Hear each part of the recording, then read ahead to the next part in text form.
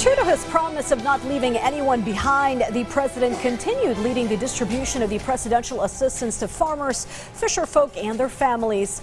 This time around, the president went to the eastern Visayas area to make sure those from these sectors receive not only the much-needed financial aid, but also get other types of intervention as well.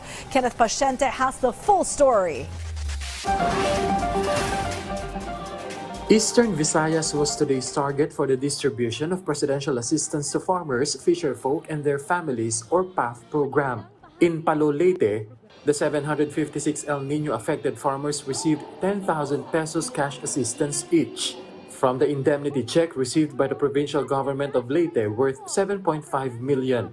Ayon sa aming mga datos, higit 23 milyong piso na pananim ang napinsala dito sa Region 8 na ikinalugi ng higit 500 magsasaka. Hindi sa Region 8 to.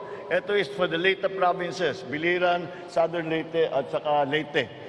Kaya naman sa okasyong ito, minabuti ng inyong pamahalaan na bibisita sa inyo upang magbigay ng suporta na makabangon kayo muli para sa inyong kabuhayan. In total, the government's assistance to the local government of Leyte, including Southern Leyte and Biliran, has reached 40 million pesos in financial aid. In addition, 5 kilograms of rice was handed out to all those who attended.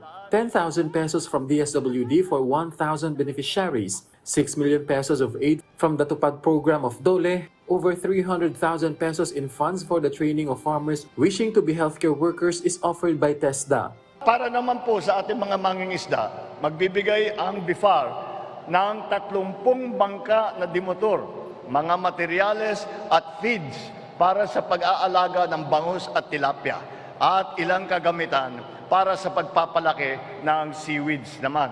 The president himself also provided farm machinery and equipment for farmers' cooperatives, including tractors that speed up farm work than any beast of burden in the field. Beneficiaries or recipients of the aid are so thankful for this huge help from the government, especially since El Nino has been such a huge blow to their lives and livelihoods. Ito na ang pangunang step para makapagtanim kami ulit. Sana makapagbigay ng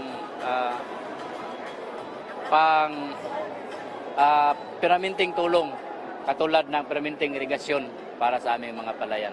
Lalo ng pinansyal na binigay ngayon. Ngayon ako na. Malaking tulong ngayon ako nakatanggap na ganung pinansyal eh.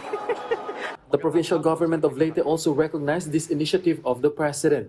Umiikot siya para harapin kayo at suklian yung suportang binigay ninyo sa nakaraan na eleksyon. Ang pag-ikot niya ay serbisyo.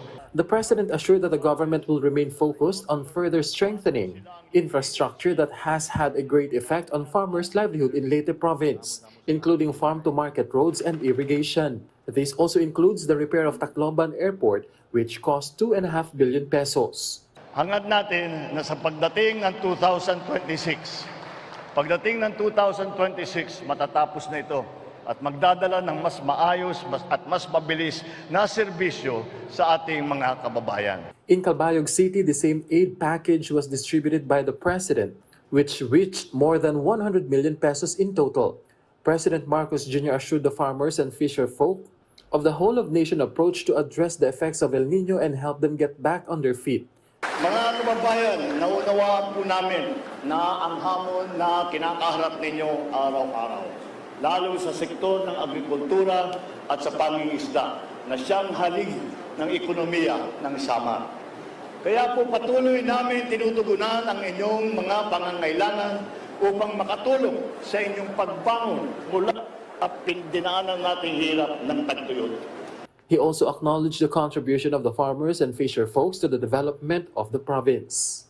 Kenneth Paciente from the National TV Network for a new and better Philippines.